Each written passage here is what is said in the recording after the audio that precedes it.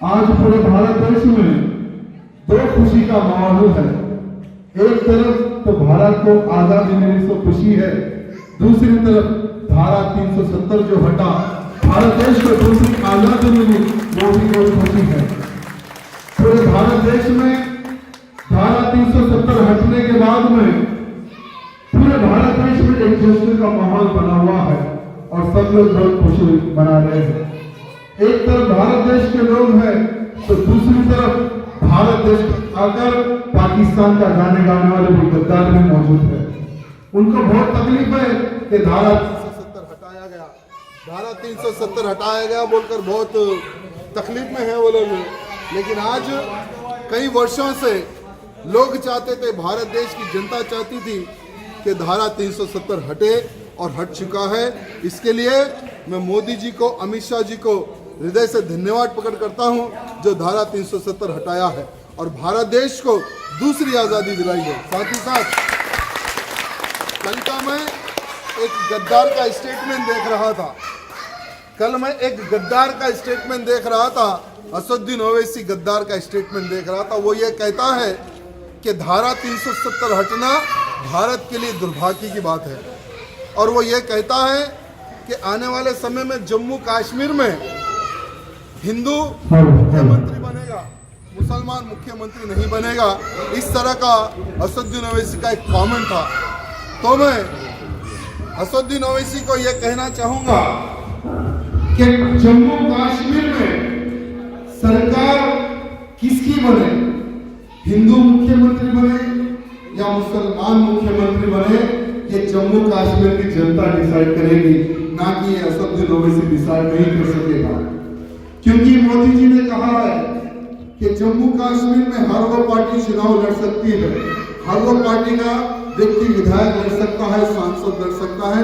तो जम्मू कश्मीर की जनता को मोदी जी ने अधिकार दिया है कि मुख्यमंत्री आप लोग डिसाइड करें, हम डिसाइड नहीं करेंगे। हाँ, बीजेपी का भी प्रत्याशी रहेगा, हर वो पार्टी का प्रत्याशी रहेगा जिसकी सत्ता में, यानी जितने लोग ज्यादा विधायक जीतेंगे उसकी सरकार बनेगी, ये सब लोग जानते हैं। लेकिन हमारे भारत देश में हैदराबाद का जो गद्दार है वो ये कहता है कि जम्मू कश्मीर में हिंदू मुख्यमंत्री बनेगा, मुसलमान नहीं। तो मैं उस गद्दार को कहना चाहूंगा, हिंदू और मुसलमान का खेल तुम्हारे जैसे लोग खेलते हैं, मोदी जी नहीं। क्योंकि मोदी जी सबका साथ सबका विकास कहने वाले व्यक्ति हैं।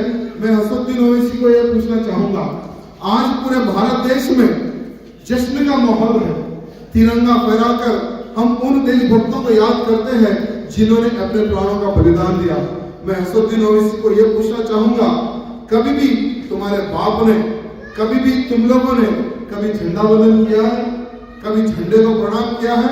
तुम्हारे दारुल सलाम जो तुम्हारे एमआईएम पार्टी का जो बड़ा कार्यालय है, क्या वहां पर तुमने भारत देश का झंडा फहराकर 15 अगस्त हो या 26 जनवरी हो, कभी तुमने प्रणाम किया है झंडे को? 15 अगस्त 26 जनवरी के दिन छोटे बच्चों को कभी तुमने विशेष दिया है? नहीं। क्यों? क्योंकि ये देश के गद्दार है जो भारत माता की जय नहीं बोले, जो वंदे मातरम नहीं गाए, ये तो भारत देश के गद्दार है या नहीं? मैं आपसे पूछना चाहता हूँ, गद्दार है या नहीं है? जो भी भारत देश में रहना है वंदे मातरम गाना है, जिसको भी भारत देश में रहना है भारत माता की जय कहना है। जो नहीं गाएगा, जो नहीं बोलेगा, उसको जाना है बाजू पाकिस्तान। और इन गद्दारों को मार भरेंगे, ये आने वाले समय में पूरे भारत देश देखेगा। बोलो भारत माता की, भारत माता की, भारत माता की, वंदे मातरम, वंदे मातरम, वंदे मातरम। धन्यवाद।